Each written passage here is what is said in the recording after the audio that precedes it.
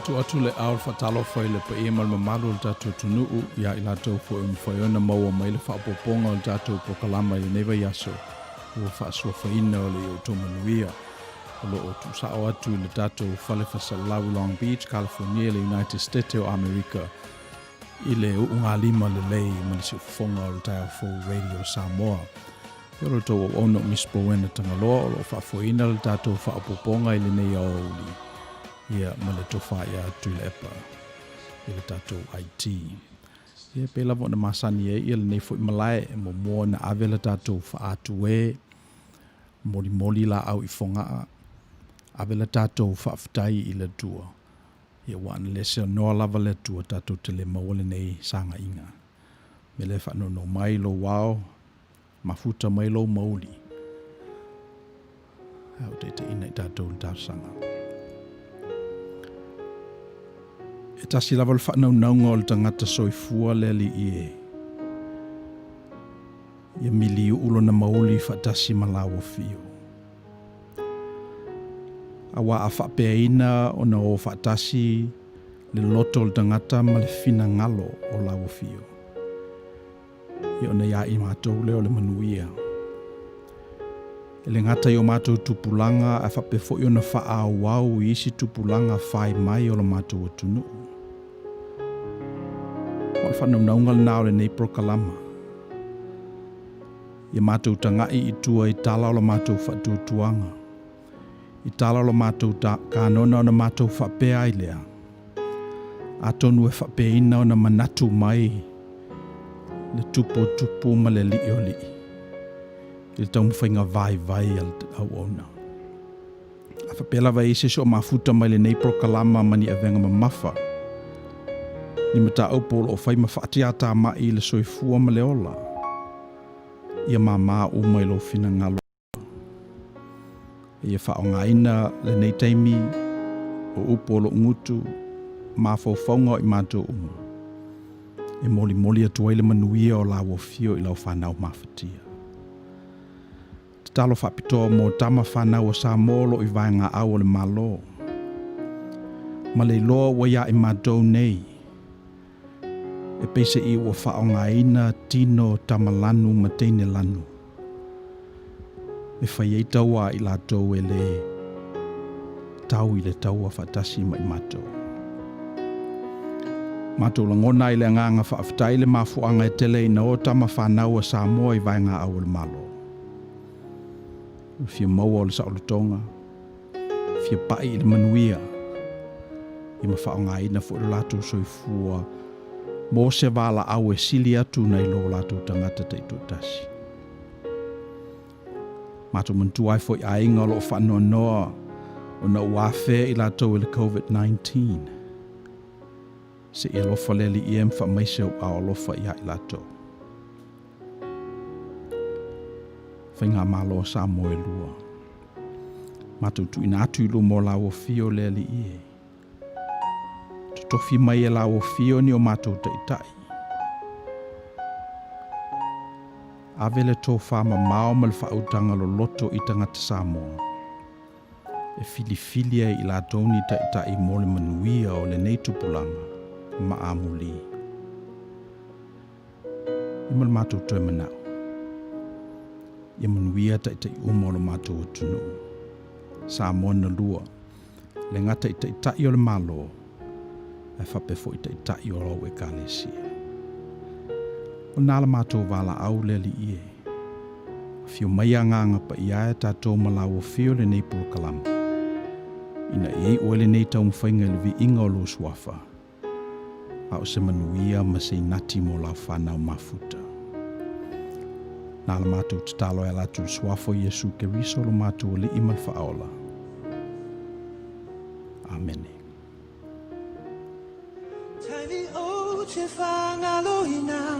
Whamanuianga wa e saunia whawhetai I loa lofa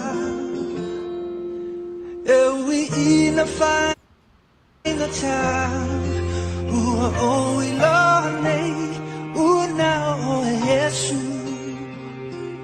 O te sai Ua o someday, wa'amawalalo, sisiyo lima, iyate hoy, Yesu e whawhetai, I lau alofa, I mea ua e whaia, ngā kokoe lofa, moi moi, Yesu e whawhetai.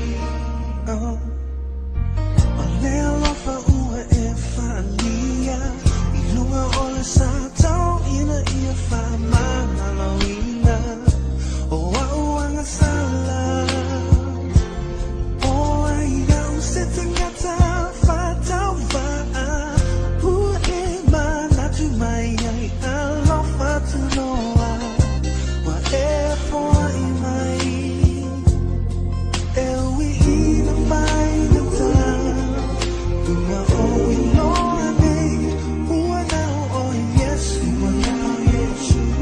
o te sawai, o someday,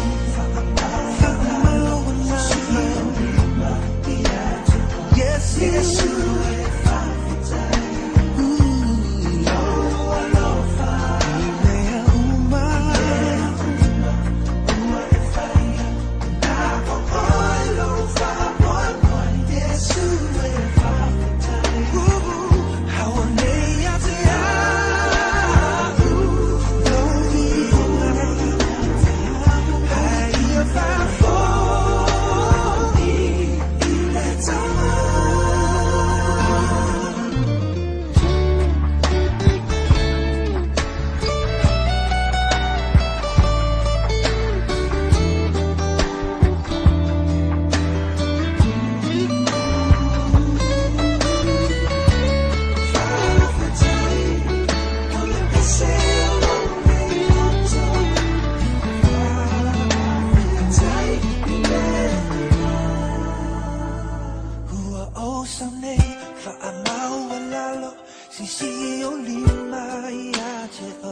Yesu e whawhetai, I loa lofa,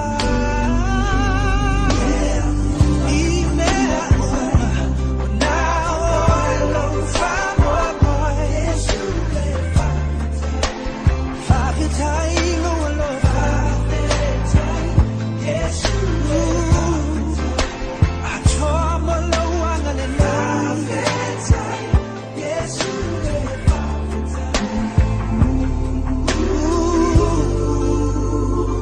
Yesu e whawhetai, whawhetai Yesu.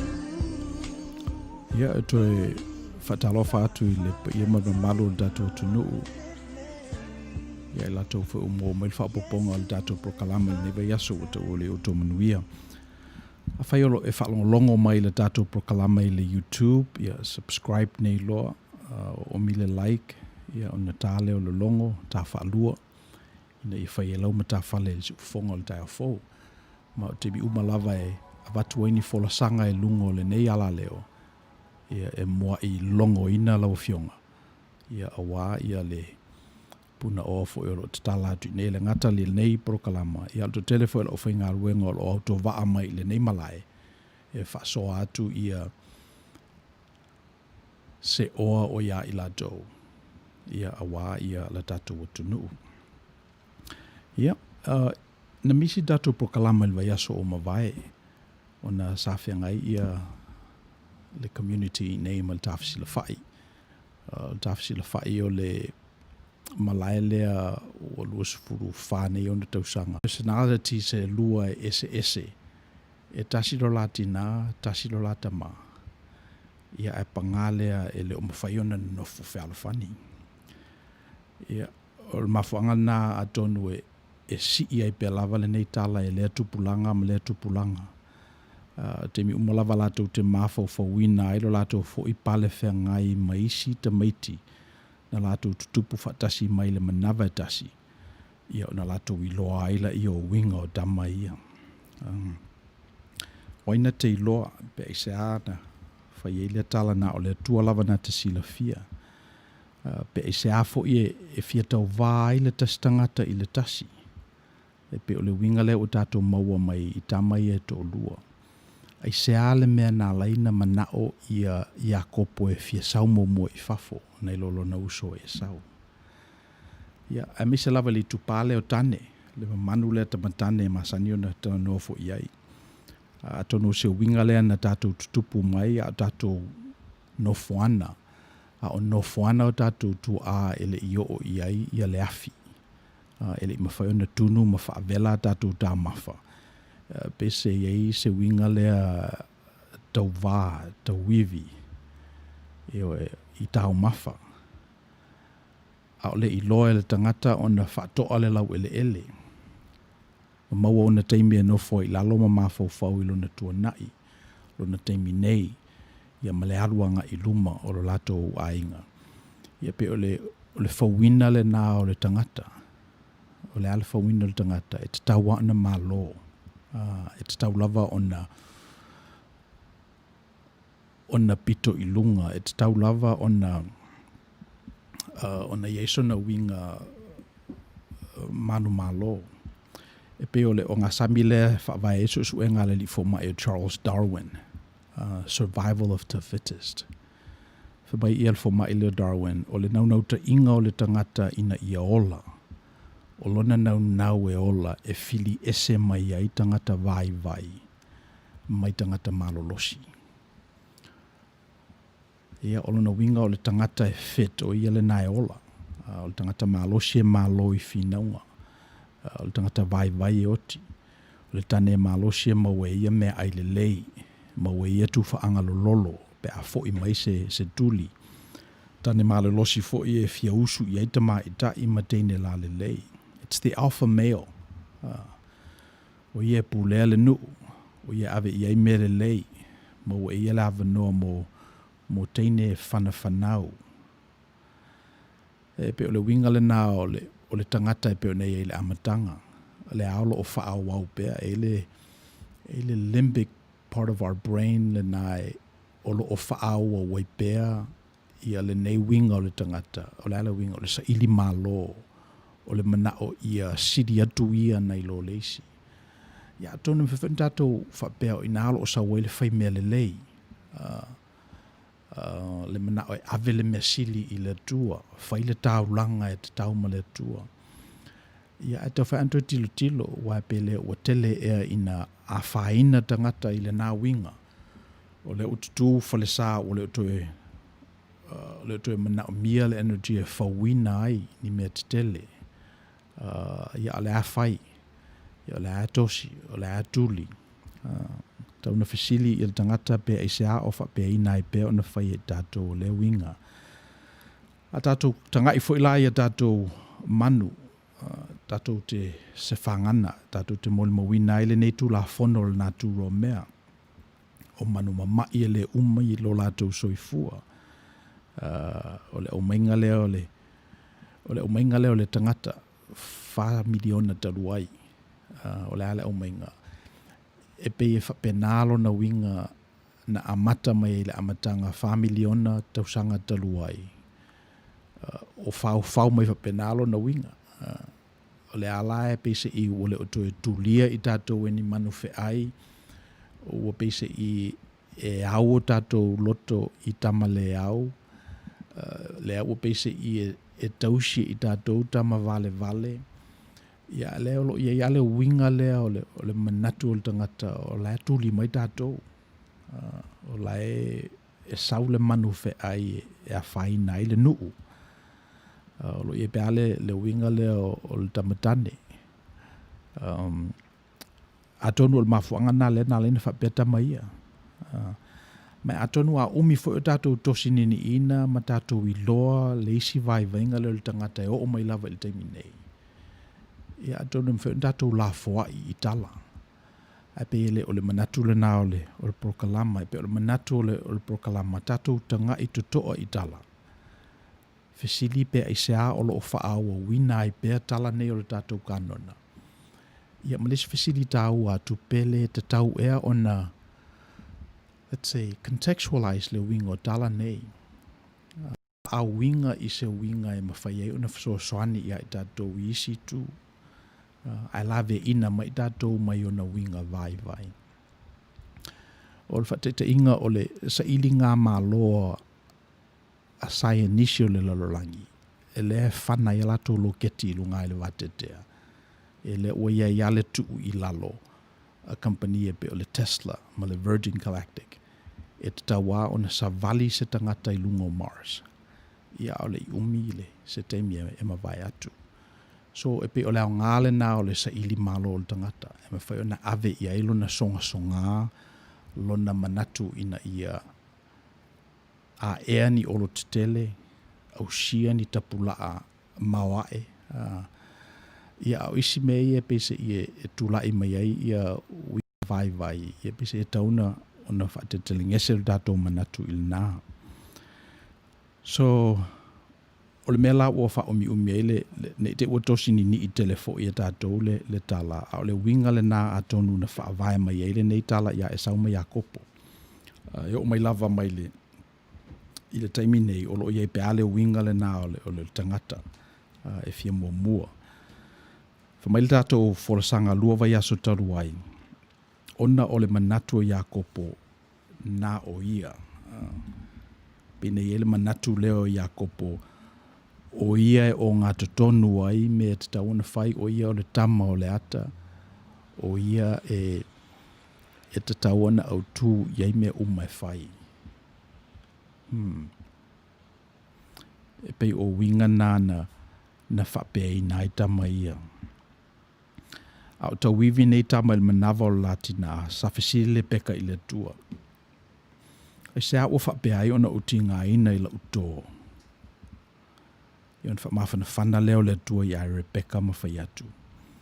E lua mā lo o lo i tutonu i a te oe. Ia tono vai te mina ele i ni ultrasound po ni awala wha scientisi fo i sa ili ai pe to fia tangata ia au le hafo le gender po le tama po le teine. Aina ua whaali le tua i a Rebecca ma whai atu i a te ia e lua malo te te leo lo te tono lo na manawa. E peo i nāna to ai i le tina ina ua i lolo lawe le Rebecca le winga o tama ia. O le awhana nau mai eni malo te tele. Ia o i nasa mapu ai i le tina i lona maitanga. Lau point le tusi lalo i e te file mū ina ua e iloa. E te file mū ina ua e iloa. Po le alawa se mea olo o ngā lemu ai lo mauli po ani nai fesidi olo i ate oe. O le temiro lava e te iloa ai. O le temiro lava e ki ai le moli. O le temiro lava e tawhai ata. Ia ona e file mū lo lea. E pe o le sina mafu angai ala e ona nau pele tangata ina ia whaalau tele ina lo na iloa. Ona pe e iale mela e le nofo le lei. Se i vanga nā lava o iloa, se i vanga nā o mautino. Se i vanga nā o whaali ia i le tua i ate ia. Ia ona whatu amalo lo lea. Mapu le peka ina wana iloa. E lua malo te te lei te tono lo na manawa. Ia, o le tala le ia Iakopo ma Esau. O le mafu anga ala i ona whaitau e le tupulanga ma le tupulanga. Ia ona o la tātou tala fo i lea. Tātou tala le mea o tutupu i lo tātou o langa. O mai lawa le temi nei. E i tala o tātou le o toi wha o ngā ina. Pe o tala mai le vau ma whangongo o tala lasi. Whaapuni ma tātongo o le tātou o tunu. Ia le nei lawa tala o se tala e launga tasi o mai lanu tangata ese. O le tala i le mea sātupu. O loo tupu. Ia mea lea ve sea fo ilona tupu anga i a inga o lo ilumanai. Ia. Si tātou tātou peselea, si vavai o tātou foe. Ia ona wha awau leo tātou tanuanga i le situ.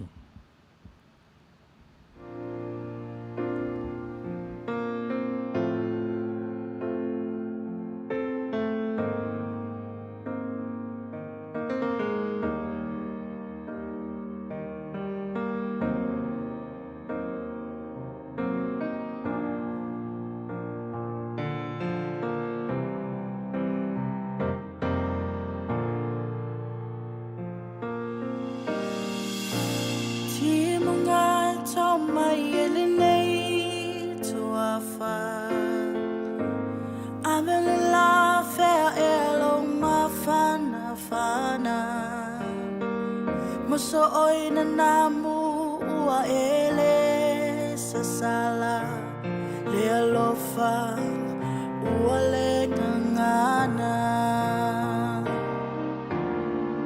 Masai ua fola saili se mapusanga Momo'o ia popo le mafutanga Le pua wa taulo na ilo ai mafatianga Le atua faasino tahala Onge manatu taua sole alofa No foile fumate ile fiaola Polongo ipulotu o unei langona Lupe mua oelo alofa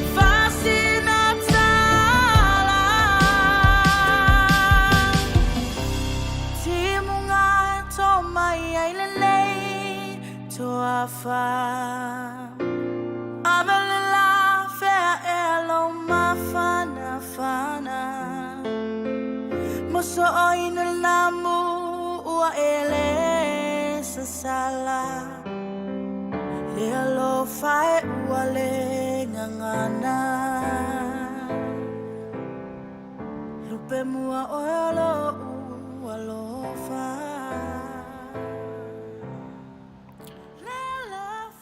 So o lo fa wa pel tato talo noanga i tala le I tamai e tolo le masanga ya kopu mai sau Ia ua tau I misala tamaiti tutono le manava o le tina Te talo loa le peka I le tua le li Se au mai alo file mu